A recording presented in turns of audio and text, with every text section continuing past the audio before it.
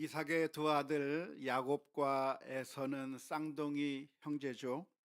그 쌍둥이 형제는 그 누구보다도 서로를 사랑해주고 서로 아껴 주어야 하는 관계라고 할 수가 있겠습니다. 하지만 현실은 정반대였죠.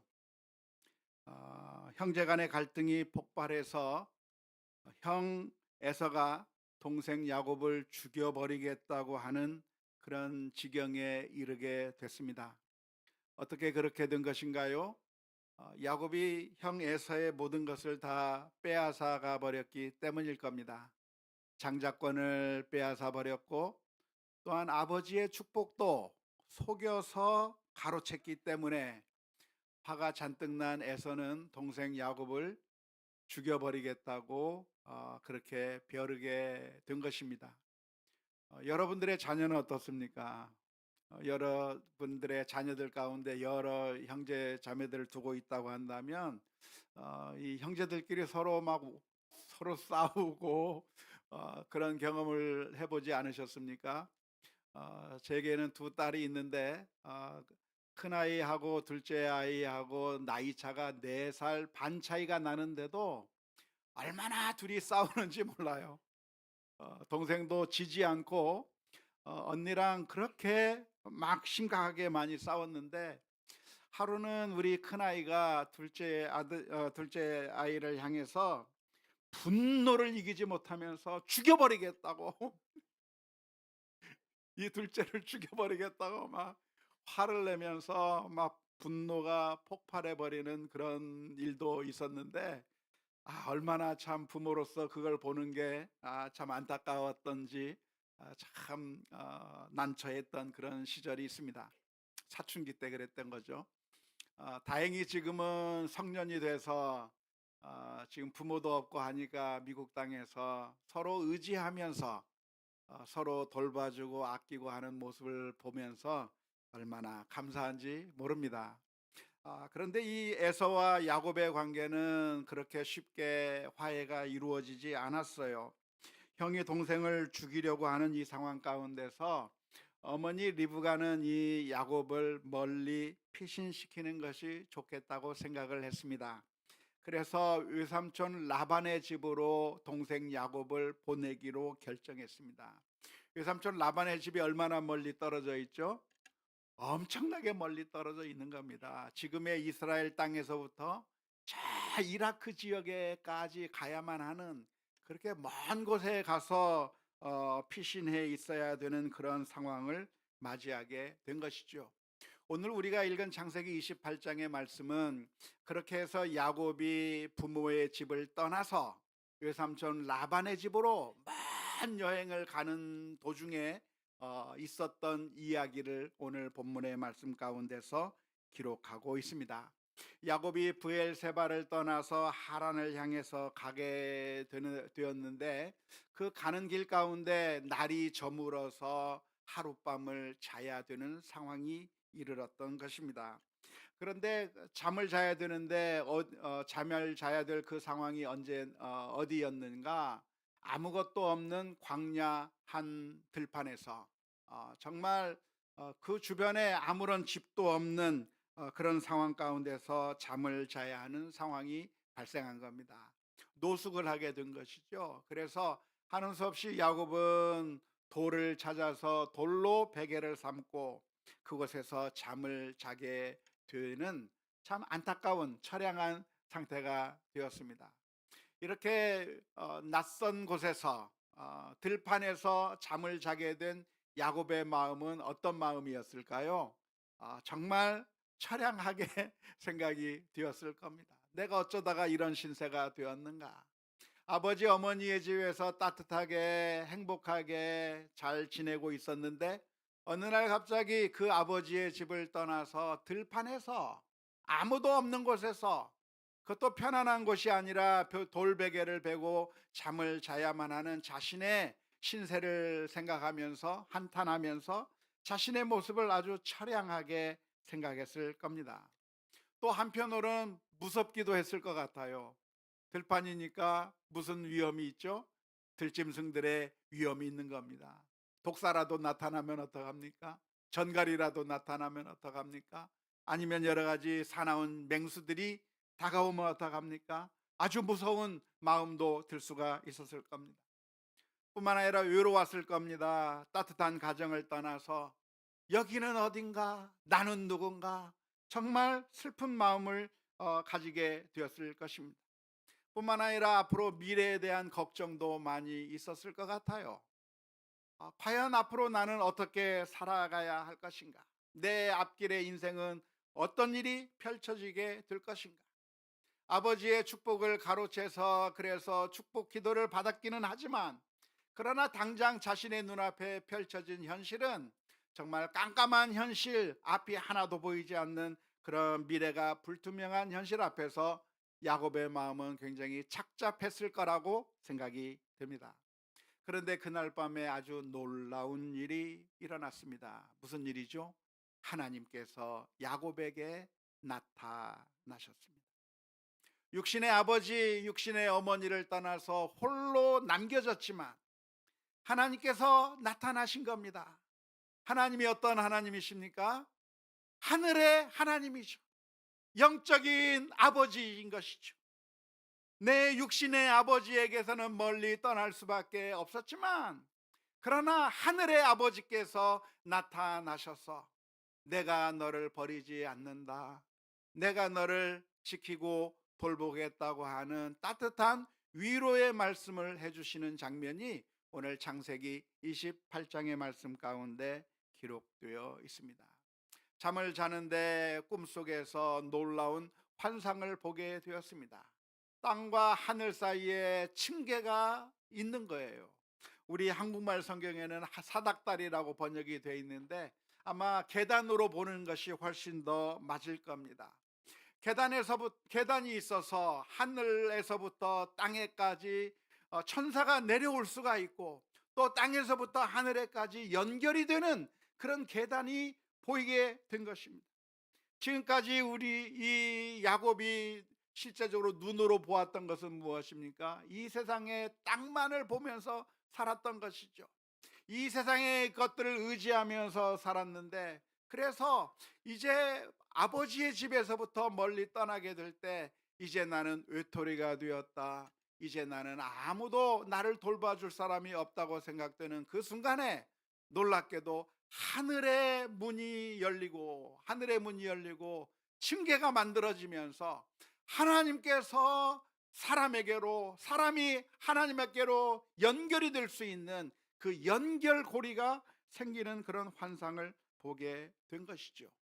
뿐만 아니라 그 하나님께서 야곱을 향해서 놀라운 말씀을 해 주셨습니다.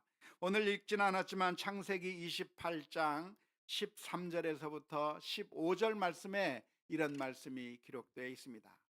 또 본즉 여호와께서 그 위에서 서서 이르시되, 나는 여호와니 너의 조부 아브라함의 하나님이요 이삭의 하나님이라.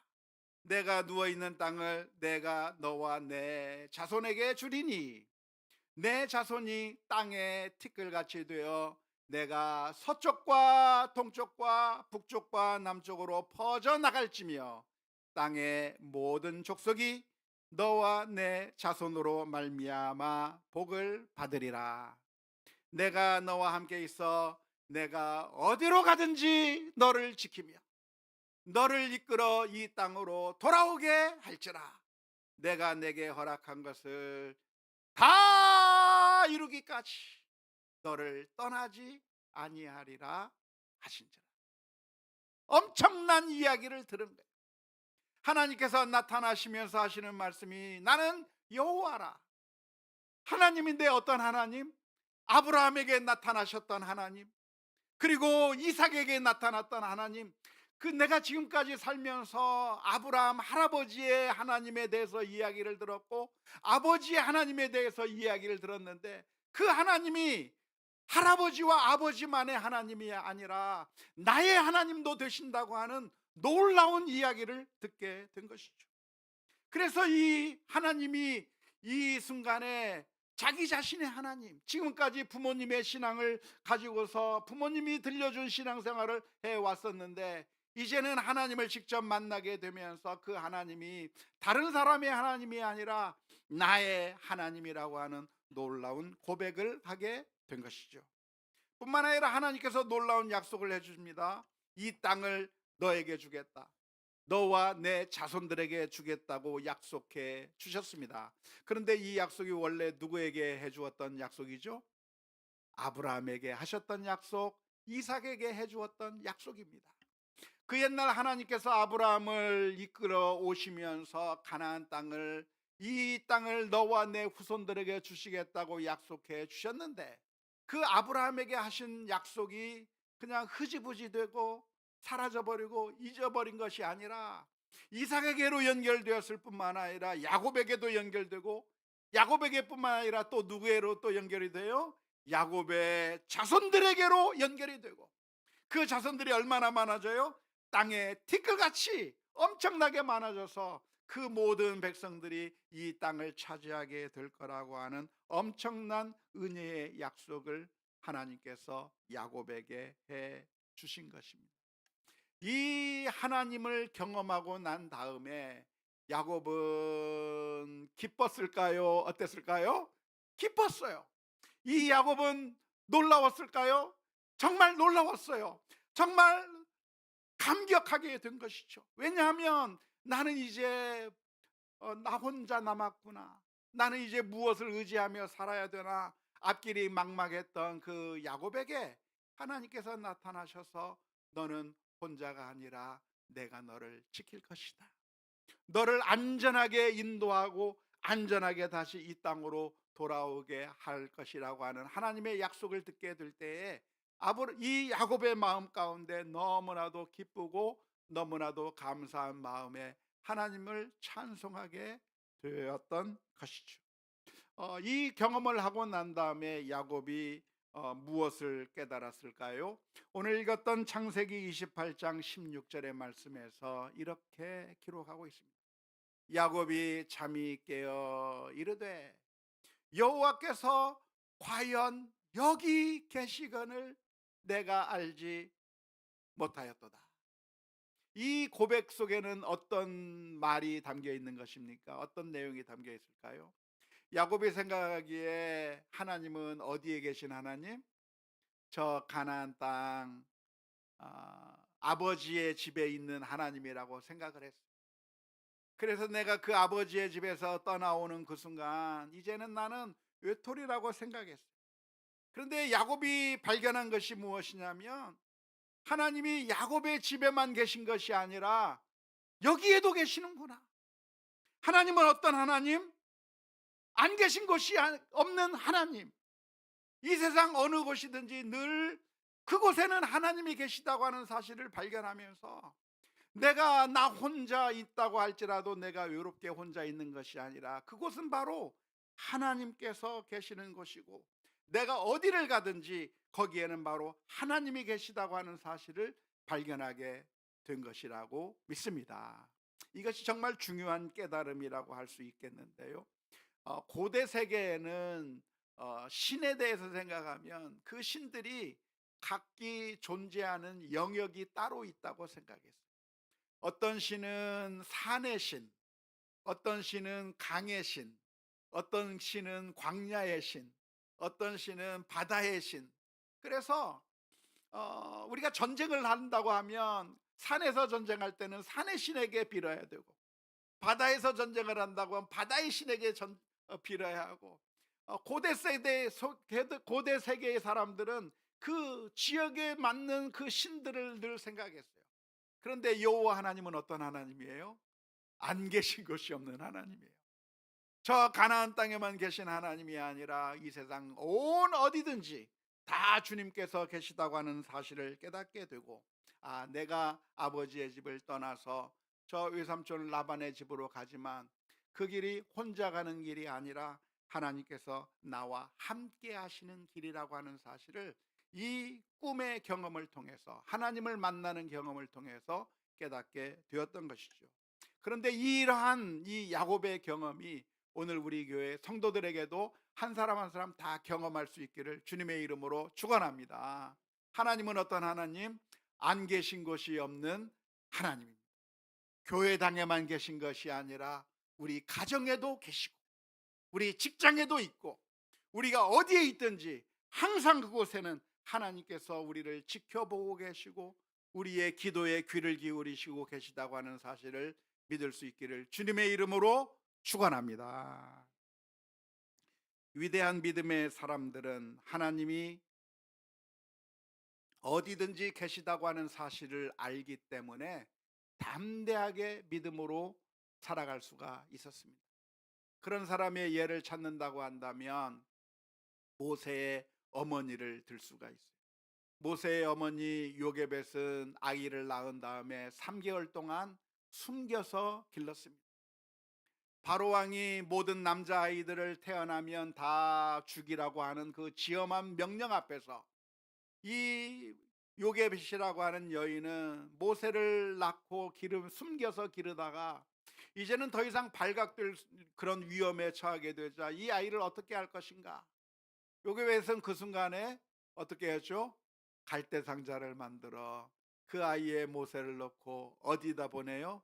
나일강에 놓는 겁니다. 그러면 어떻게 되죠? 죽을 수 있어요. 어떻게 되죠? 이 아이를 잃어버릴 수 있는 거예요. 하지만 요괴에 있는 믿음이 뭡니까? 하나님이 계시다. 하나님이 보호하고 계시다. 아빠 엄마가 도와줄 수 없지만 아빠 엄마의 힘은 딸리지만 내 힘으로 도와줄 수 없어도 하나님께서 계시기 때문에 하나님께서 함께 하실 거라고 하는 사실을 믿고 이 아이를 갈대 상자에 넣어서 하나님의 손에 맡기게 된 것이죠. 오늘 우리들도 그런 믿음을 가져야 될 줄로 믿습니다. 우리가 모든 것을 다 할 수 있나요? 다 할 수 없어요. 저 미국에 있는 우리 딸아이들을 제가 어떻게 할 수가 없어요. 하지만 하나님이 거기에도 계셔요. 하나님이 저 서울에도 계셔요.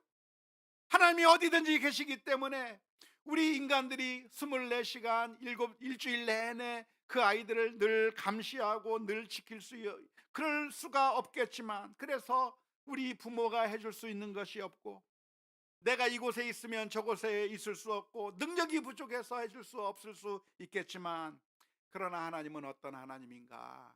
언제나 어디서나 계시는 하나님이시기 때문에 그 하나님을 의지하고 신뢰하며 주님 앞에 온전히 맡기는 그런 우리 모두가 다 될 수 있기를 주님의 이름으로 축원합니다.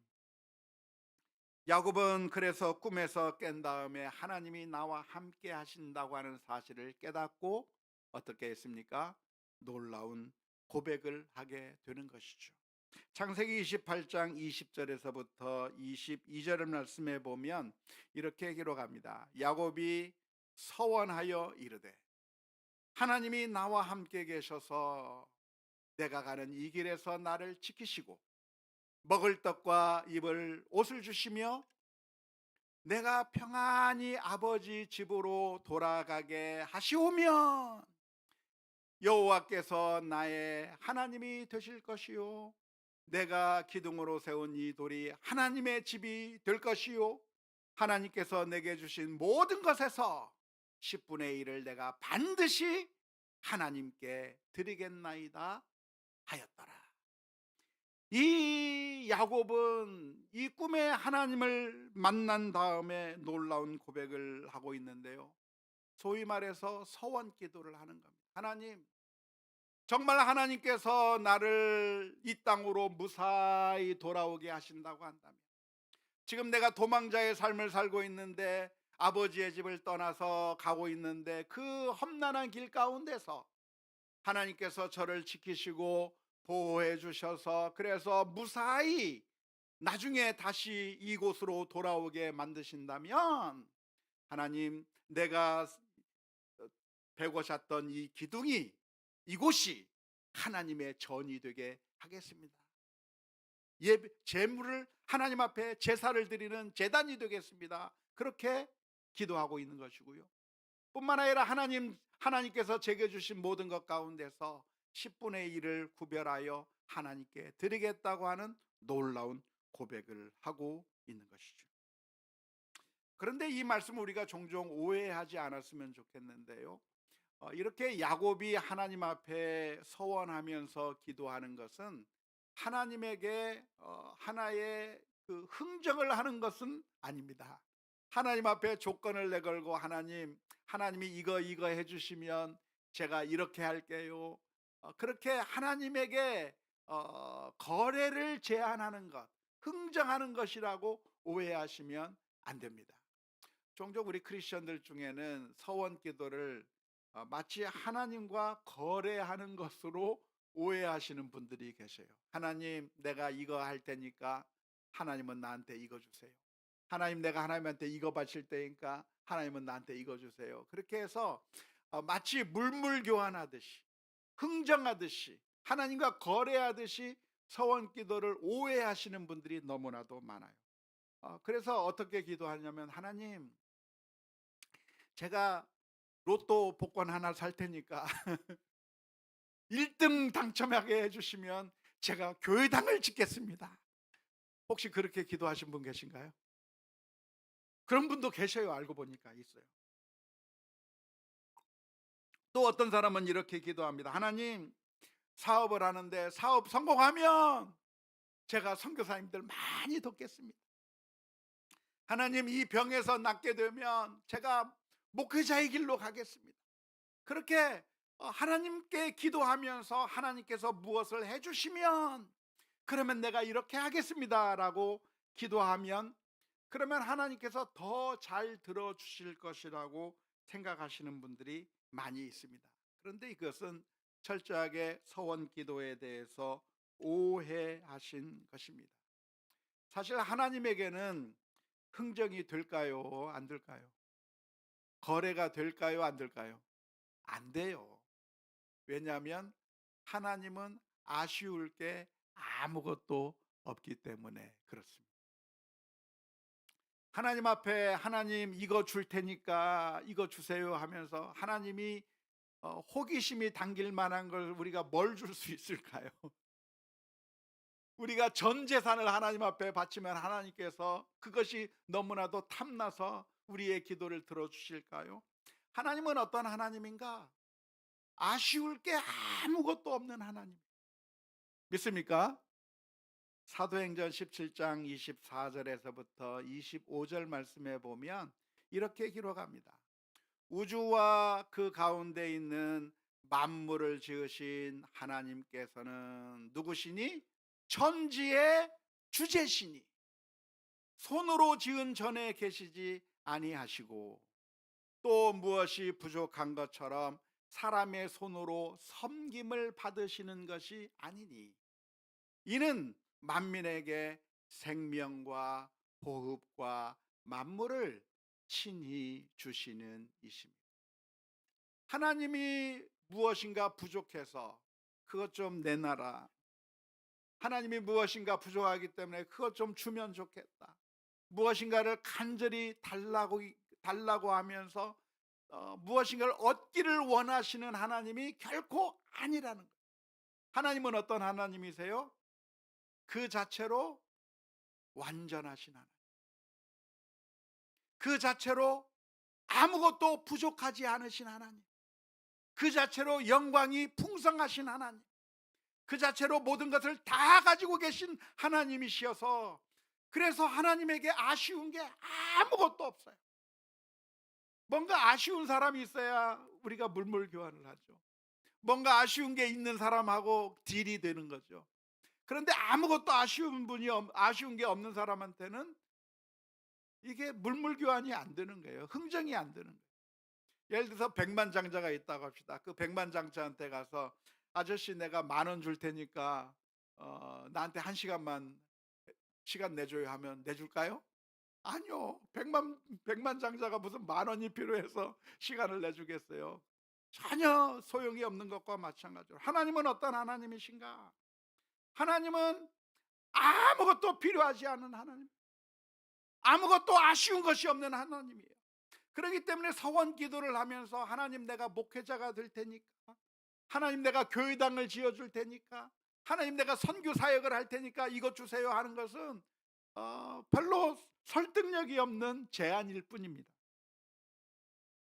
오늘 야곱이 하나님 앞에 서원 기도한 것은 흥정한 게 아닙니다.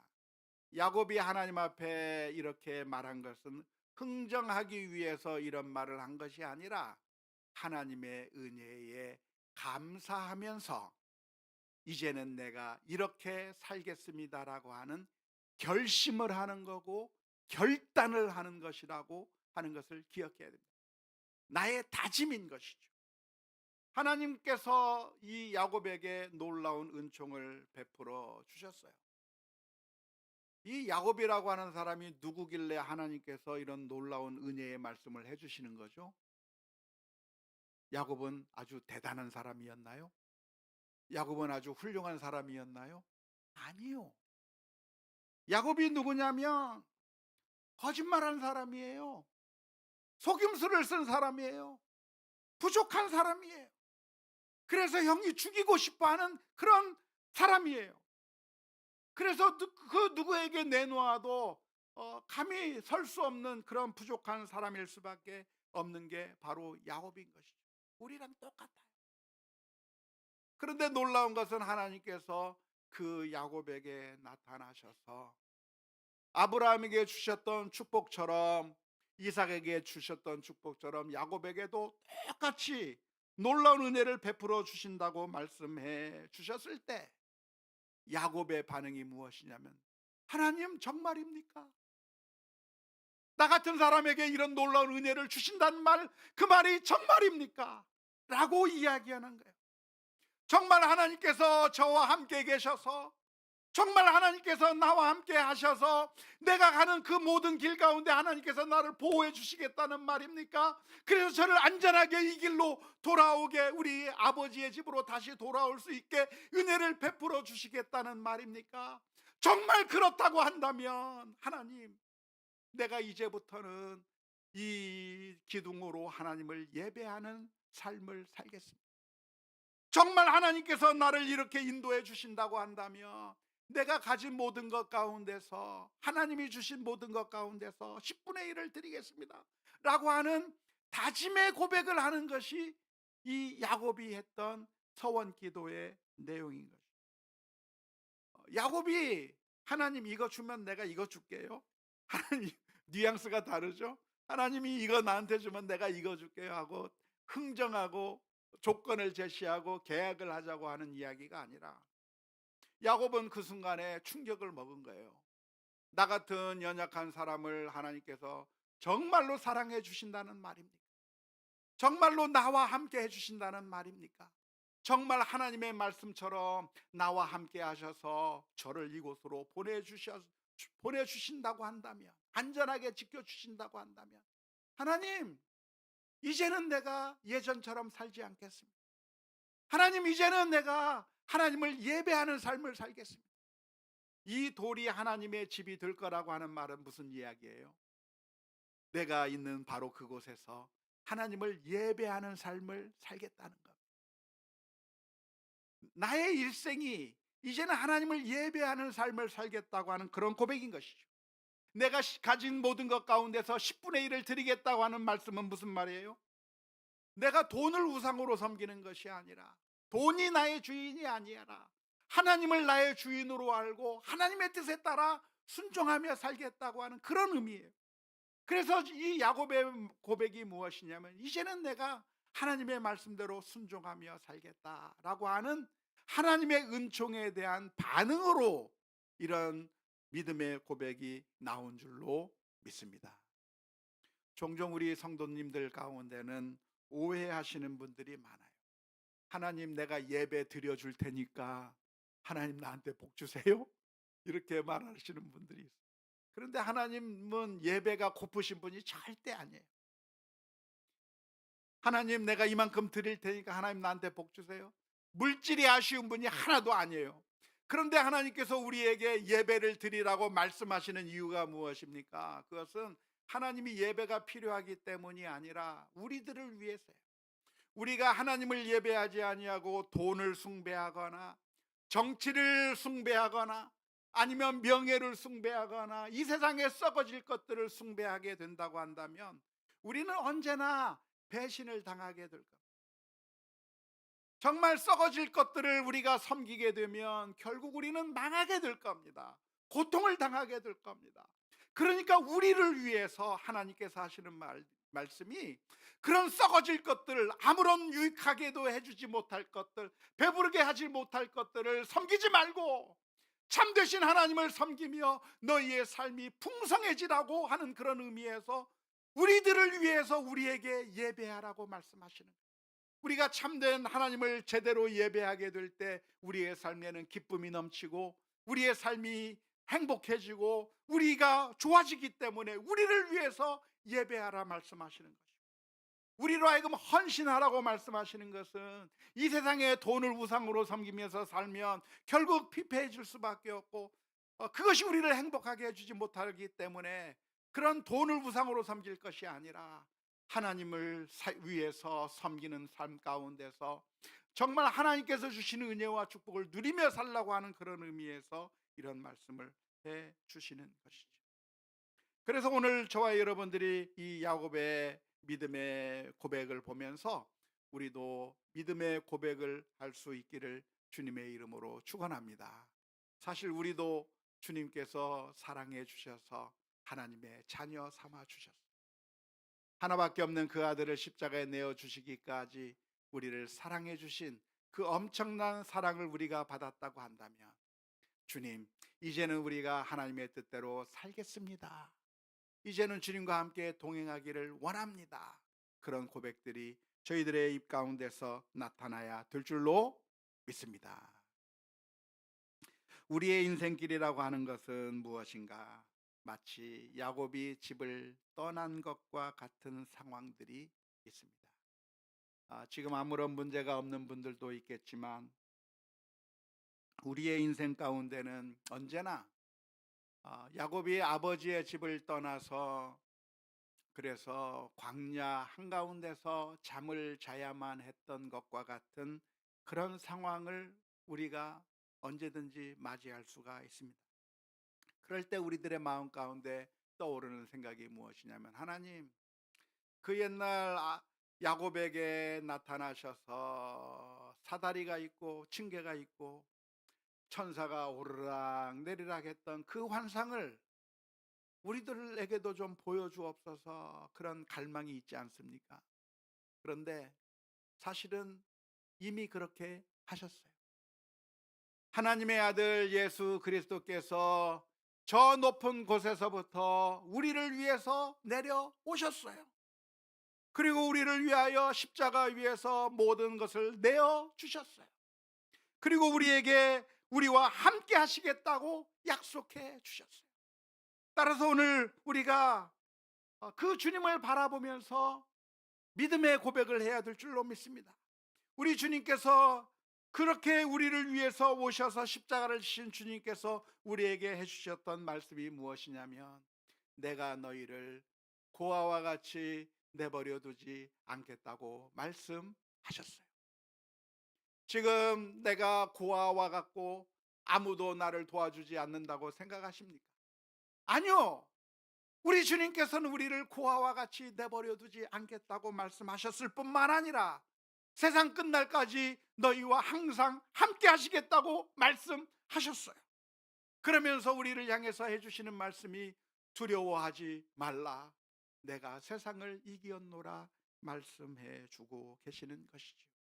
따라서 그 어떤 상황과 순간에서도 주님을 바라보면서 우리와 함께 계시는 하나님, 그 옛날 야곱이 꿈에서 오르락 내리락 하는 천사의 그 환상을 보면서 하나님의 약속을 보면서 감사와 감격 가운데 일어서서 그 길을 갈 수 있었던 것처럼 어떠한 상황에서도 우리들의 눈에 보이지 않는다고 할지라도 믿음의 눈으로 하나님 아들 예수 그리스도께서 이 땅에 오신 것을 기억하면서 감사하면서 믿음으로 승리해 나가는 우리 모두가 다 될 수 있기를 주님의 이름으로 축원합니다.